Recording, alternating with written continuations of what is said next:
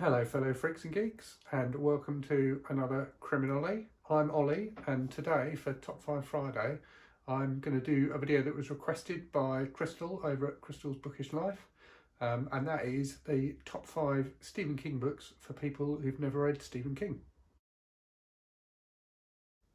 So I should start by saying that I'm pretty much a lifelong Stephen King fan, so I've been reading him since I was about 13, which is about 35 years ago now. And a big fan of many of his books. Some of them didn't quite hit the mark for me, but most of them I really like. So I've approached this challenge with the theory in my head that if you've never read Stephen King, you probably don't like horror. So what I've tried to do is pick 5 books which are representative of his style and his work, but maybe a bit more accessible for people who aren't big horror fans. Now, there is some horror in there, definitely, but also some of his non-horror works to kind of introduce you to them.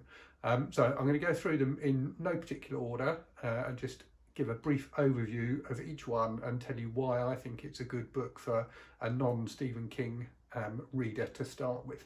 Okay, so first up is Carrie, which is his first novel.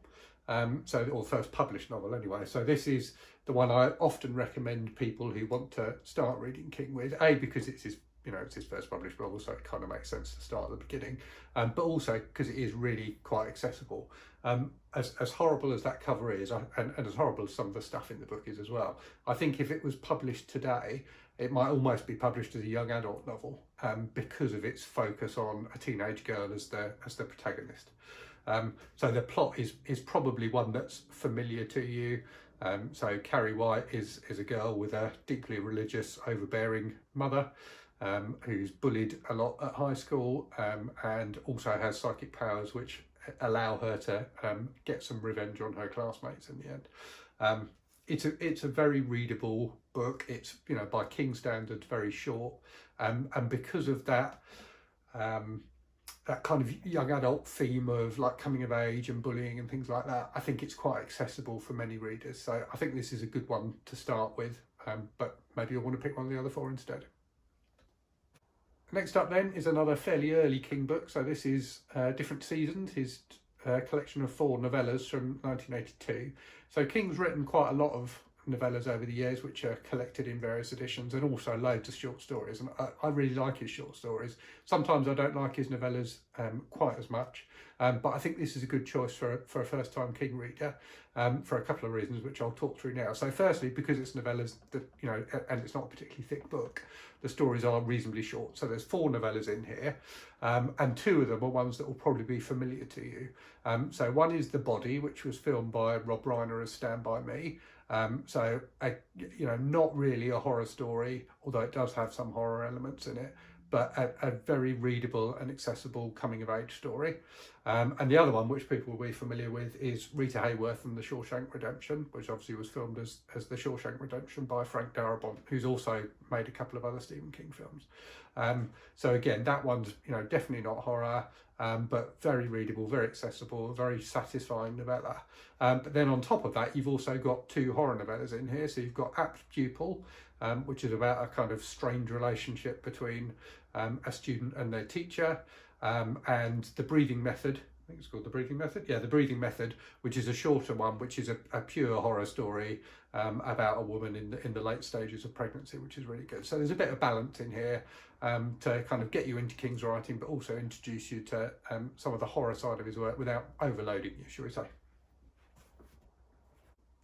Okay, next up, another book with a similar vintage. So this is from 1983, and this is Pet Sematary. So this is a full-on horror one, no doubt about that. But like Carrie, it's not quite as long as some of his absolute monsters like The Stand or It. And again, it's very accessible. So it's quite a simple story. Again, you may well know the story from the couple of movies that have been based off it, but about a kind of a family with young children who live in kind of rural Maine, which is the setting for many of King's books, who discover a pet cemetery that's used by local kids near their house. And when their cat dies and is buried in the cemetery, weird stuff starts happening. So I think that family setting is very typical of King's books. He often has families at the core of his novels. And it's this is a very readable, not too long, what is it, 400 yeah, 400 pages. So easy to get into. It is definitely scary, but it draws on many of his common themes of, you know, family life and loss and things like that. So definitely scary, but a good one to try if you fancy trying one of his horror ones. Okay, next up, a much more recent book, this one from 2005, and that's The Colorado Kid. So this is one of a few books that King has written for the hard case crime publishers. So King is a big fan of crime fiction as well as horror. And the books he's written for that publisher are, some of them have tinges of horror in them. So Later, which is the one that came out most recently, which I wasn't a big fan of, to be honest with you, definitely has, you know, kind of supernatural elements. This one is a pure mystery.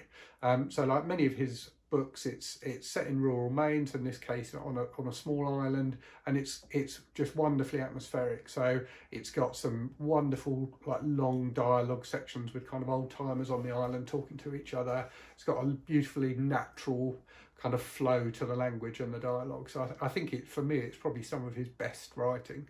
And it's a wonderful mystery. So it's about a body that turns up on the island at some point in the past, and about various people on the island, including a local reporter, kind of ruminating about how that body came to be here, how that body came to be on the island. So it's a really fun, engaging mystery. The ending might be a little bit vague for some people, so if you're not a fan of books that don't wrap things up really neatly, it might be one to avoid. But I think it's a really nice example of his writing, and also, you know, really showcases his love for Maine. So to finish with, another more recent one, Mr. Mercedes from 2014. So this is the first book in a trilogy, although you can just read this one on its own. And it's a trilogy that kind of starts as a crime story and develops as it goes into a horror story. So again, a good way to ease yourself into King as a horror writer. Again, this one's not too long. I think it's kind of 300 odd pages. Oh no, nearly 400 pages, but not too long by King standards. Very readable.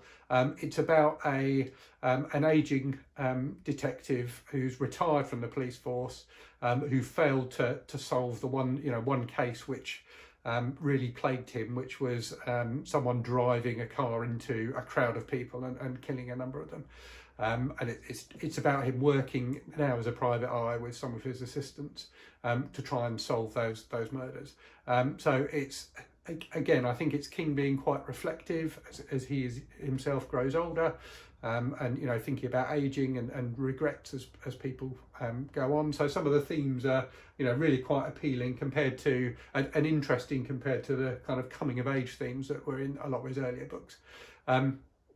So yeah, very readable, very exciting, and as I say, it's a good way of easing yourself into King as a horror writer. I actually think the series improves as it goes on. This is a really good starting book. So I hope you found that useful. If you're a King fan and you've got your own recommendations as to good books for people who've never read King to ease themselves into him as a writer, then please leave them in the comments. If you do end up picking one of these, if you're new to King, let me know what you think. And as always, thanks for watching, and I will speak to you again soon. Cheerio.